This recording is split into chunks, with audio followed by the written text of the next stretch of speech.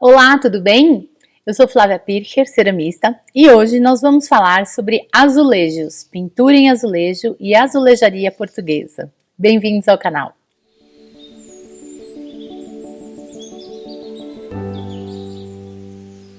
Que raios eu vou falar sobre azulejaria portuguesa se nem especialista no assunto eu sou? Muita cara de pau a minha? Não, apenas uma grande apreciadora. Mas eu confesso que isso não foi desde o início não. Eu aprendi a apreciar e valorizar a azulejaria portuguesa e a entender a influência e a importância que ela teve no desenvolvimento da arte moderna e contemporânea brasileira, principalmente na cerâmica, depois que eu comecei a estudar sobre Atos Bulcão. Nas minhas pesquisas sobre transferência de imagem sobre a superfície cerâmica, Atos Bulcão foi um dos artistas estudados.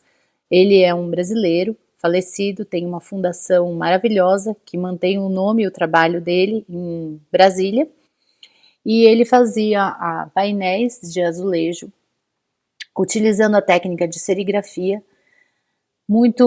Teve um papel muito relevante na época da construção de Brasília. Ele trabalhava diretamente com Oscar Niemeyer e tinha também um trabalho conjunto com Lelé, que foi um arquiteto de suma importância para a arquitetura moderna brasileira.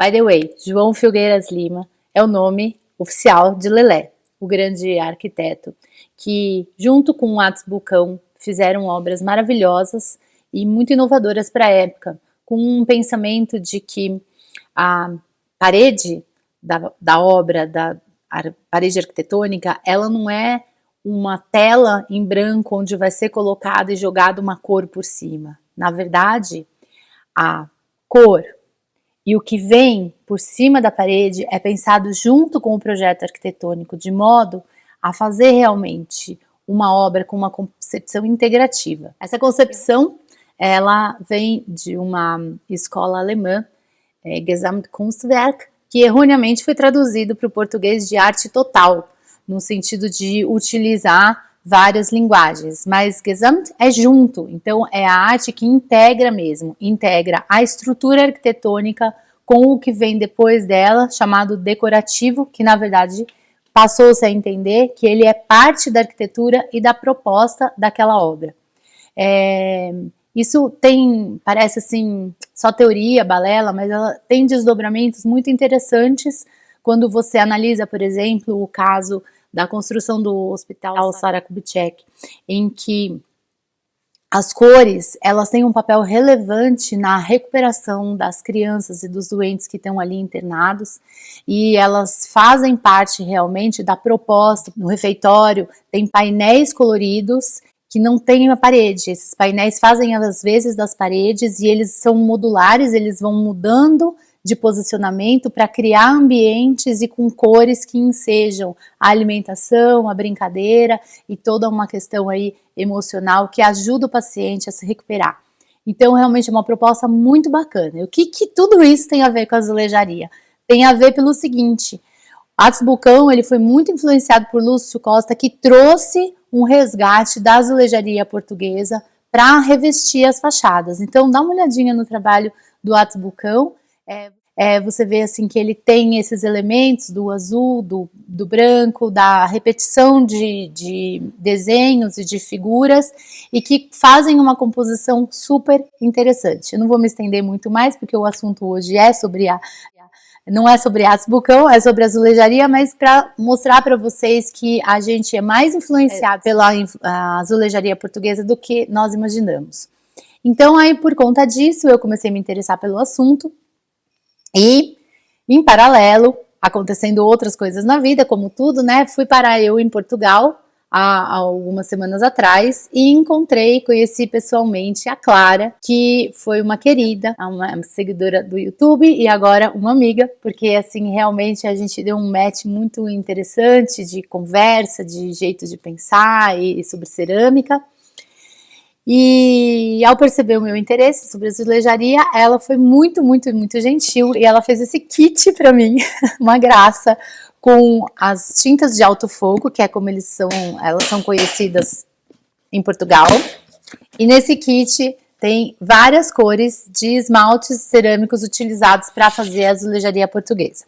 E aí, conversando sobre o assunto, ela me mostrou como é que é, ela me passou vários links de acervos, de ficheiros da biblioteca, falando portuguesa, contando um pouquinho sobre azulejaria e inclusive com padrões. E tudo isso vai estar aqui no descritivo do vídeo, que você pode acessar o link e dar uma olhada lá, que é um material maravilhoso, muito interessante para quem se interessa pelo assunto. Então, cara de pau que eu sou, eu vou utilizar o material que a Clara me presenteou e vou fazer um azulejo, meu azulejo no estilo português, mas vou fazer um azulejo com desenhos típicos brasileiros, porque esse azulejo vai para a Clara. Eu vou presenteá-la, que ela está fazendo uma construção e ela vai fazer um painel. Então ela vai ter um pouquinho do Brasil misturado com as influências portuguesas, que nós temos muitas. E para isso eu fui pesquisar, aprendi um pouquinho com a Clara, aprendi com outros professores também, e agora a gente vai fazer juntos um azulejo com as técnicas originais de azulejaria portuguesa. Bom, primeira coisa que a gente faz é deixar as mãos limpas, sem gordura, sem creme, sem nada, e depois, com uma esponja úmida, passar água limpa para limpar bem a cerâmica, para não ter resíduo de poeira e nem de gordura. Na sequência, nós utilizaremos aqui um pincel penicular arredondado e um esmalte transparente. O esmalte que eu estou usando aqui, transparente e incolor. O esmalte que eu estou usando aqui, ele é de baixa temperatura, 1000 graus, porque a cerâmica que eu estou usando também é de 1000 graus e os esmaltes de tinta de alto fogo também são para 1000 graus.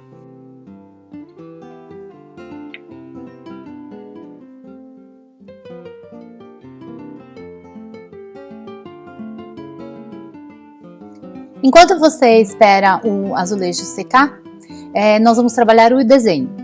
Aí você pode usar o link desse ficheiro que a Clara gentilmente nos enviou, que é um catálogo de vários padrões tradicionais portugueses, ou você pode criar o seu próprio desenho. Então, você vai precisar de 2 folhas do tamanho do seu azulejo.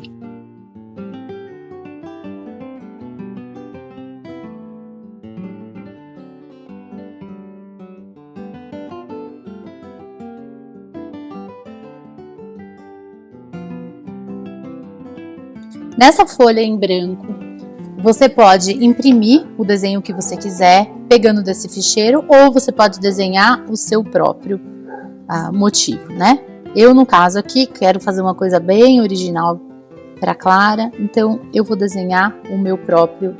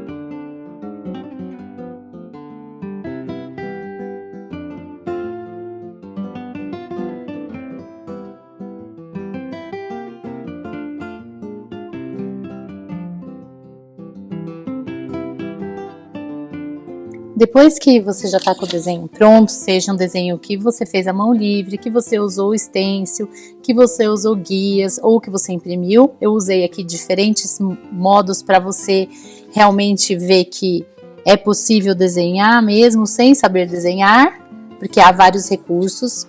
Você vai colocar o papel vegetal em cima do desenho e vai passar esse desenho para o seu papel vegetal utilizando um lápis.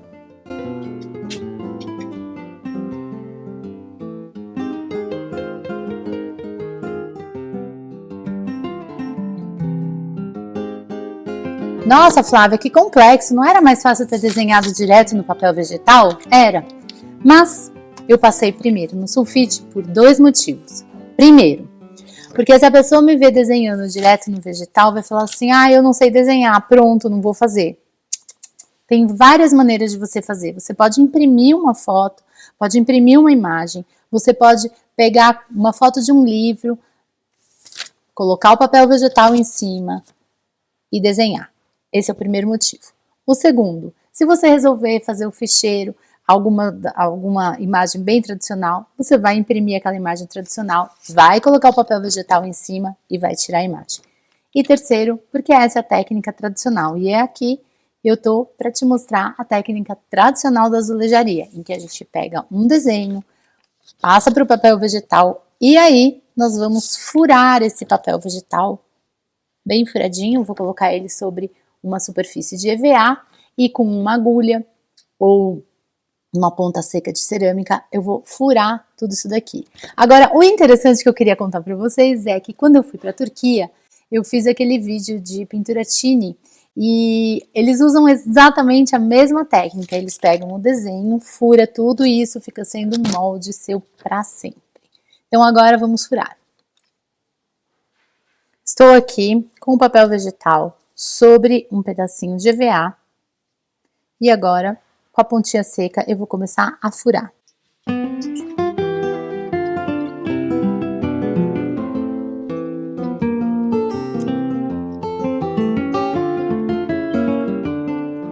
Alguns minutos e 10 mil furos depois, tem o papel todo furadinho. Então você pode estar se perguntando, nossa, para que ter todo esse trabalho? Não é mais fácil desenhar direto no azulejo? Pois é.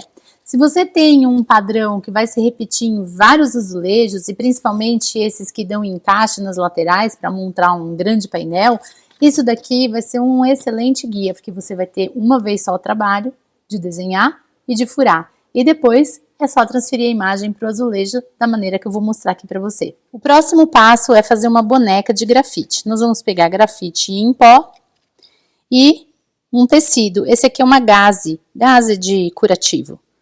Coloca grafite aqui, fecha bem ela, garante que o tecido que você vai usar é um tecido assim, cheio de poros, igual a gaze, porque você precisa que a grafite passe pelos poros. Vamos prender com um elástico.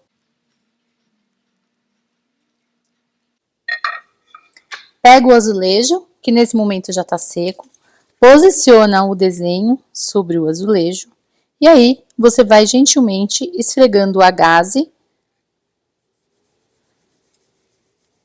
para grafite passar pelos furinhos que você fez e delimitar o desenho. Apesar da Clara ter me presenteado com várias cores, eu vou usar basicamente 2 azuis para manter bem a tradição da azulejaria branca e azul portuguesa, com um toque muito grande de motivos tropicais. O esmalte de alto fogo, ele vem em pó. Ele é para temperatura entre 980 e 1020 graus. E ele é misturado com água. Para fazer essa mistura, eu apoiei num azulejo já vidrado, já esmaltado. Vou pingar a água e vou misturar com uma espátula para diluir bem esse esmalte.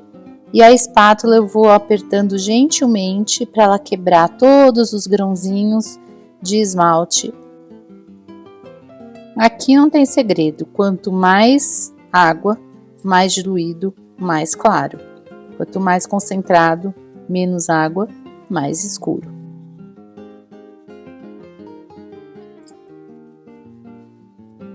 Esse roxo aqui, ele parece lilás, mas na verdade ele é um corante azul de cobalto, tá?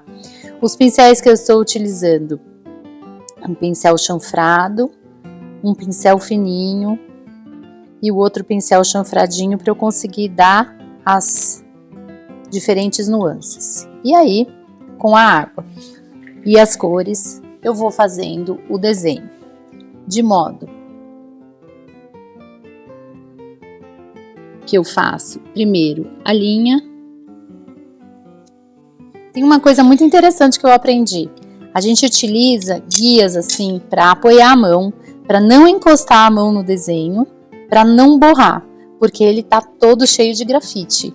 E aí vai virar um trabalho bem feio se você ficar borrando ele. Então, depois que eu fiz toda a parte do contorno, eu venho aqui com um pincel chanfrado, com o esmalte, a tinta de alto fogo bem aguadinha, tá?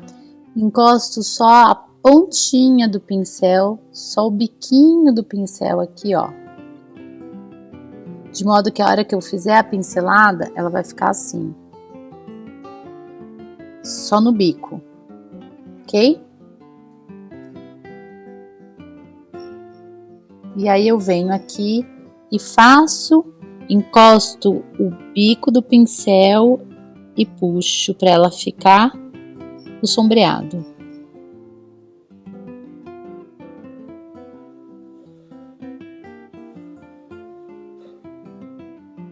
Se eu quero para o outro lado sombreado, eu encosto do outro lado e puxo.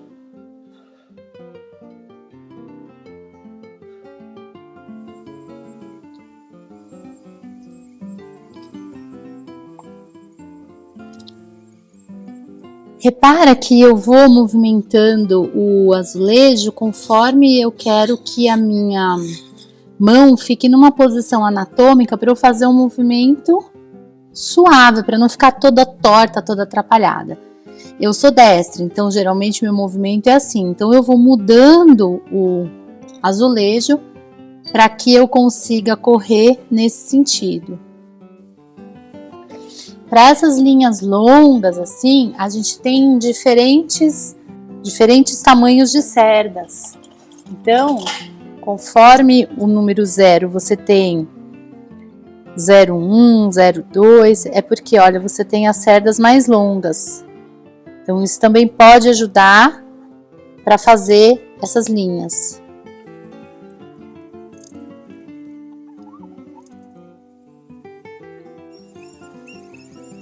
Meu objetivo não é dar aula de pintura, porque essa nem é a minha praia, mas só para deixar registrado aqui o que eu estou fazendo, com o pincel fino eu venho, faço a linha grossa, só com água eu venho e esparramo essa linha, sempre pensando no sentido do desenho. Se aqui é a parte da folha que está mais perto do caule, ela é mais grossa, então eu começo por aqui porque eu deposito e venho puxando para ficar mais fino.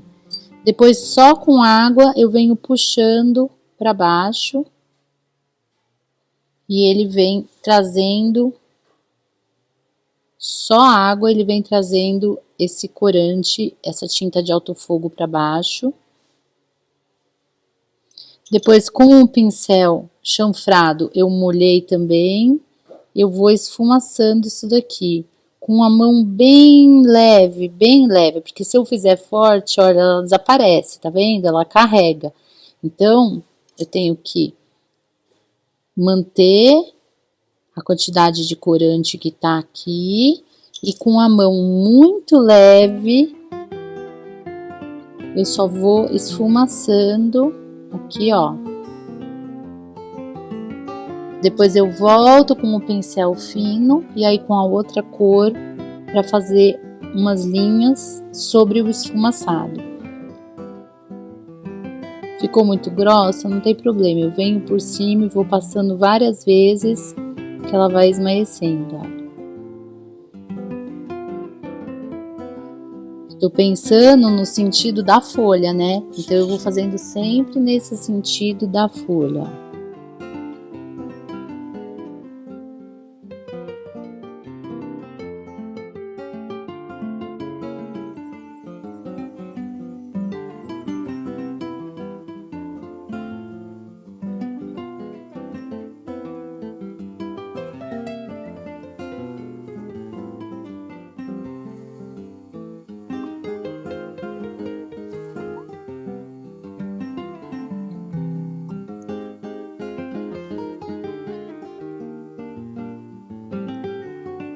Aqui ficou uma gota que não deveria ter ficado. Eu vou raspar bem de leve.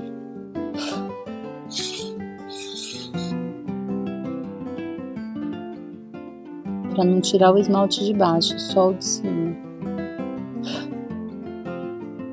Isso. Minha incursão na azulejaria portuguesa com um toque bem tropical. Vamos queimar agora e vamos ver.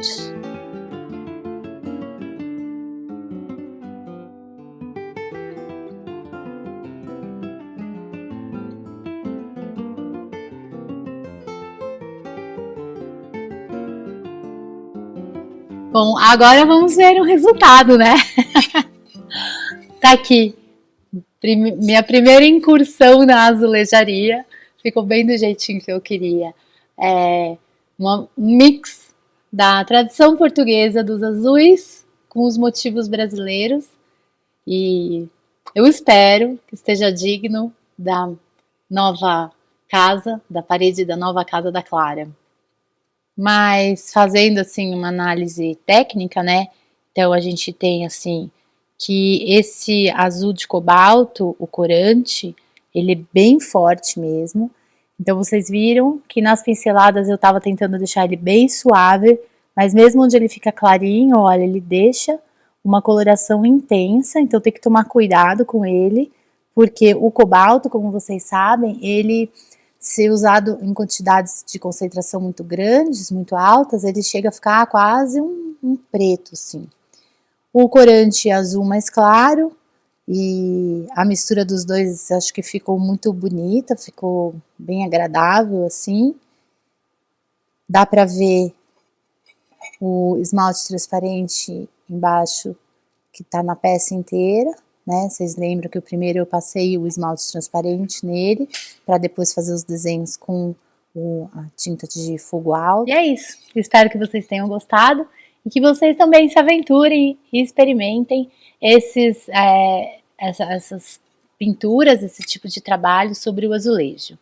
Lembrando que se você quiser fazer aqui, não tiver acesso a esse material que a Clara me presenteou, que é essa tinta de fogo alto especial para azulejaria, você pode usar os esmaltes do tipo SC, Stroke Coat, que são esmaltes que a gente diz assim que são esmaltes duros, porque onde você coloca ele fica, então ele não tem perigo de escorrer, né? Você pode misturar ele com um pouquinho de água e utilizar esses esmaltes. Você também pode usar corantes, e aí os fornecedores de insumo de cerâmica como a Arte Brasil, a Ceramix, a Casa do Ceramista, Rise, todos eles têm corantes que são diluíveis em água. Então você vai trabalhar da mesma maneira que eu trabalhei aqui, né? Porque o corante pode até ser um tipo de corante que não tem esmalte junto, porque a base do azulejo sempre você vai dar aquela demão de uma camada de esmalte transparente incolor, e aí por cima dele você vai pintar. Então mesmo que o corante não tenha esmalte, o esmalte que está embaixo já vai cumprir esse papel de vitrificar e fazer grudar a cor. Então eu vou deixar no descritivo também os nomes dessas empresas que vendem material para ceramista e algumas sugestões também de esmaltes que permitem fazer esse tipo de trabalho que você encontra facilmente aqui no Brasil. Uma boa semana para todo mundo, espero que vocês tenham comemorado muito bem a Páscoa, que tenham celebrado o dia e que seja o marco de um período de novo ciclo, de vida, de nascimento para coisas boas, para novos projetos, para novas aventuras, experimentações. Então, um dia abençoado, uma semana maravilhosa para todos.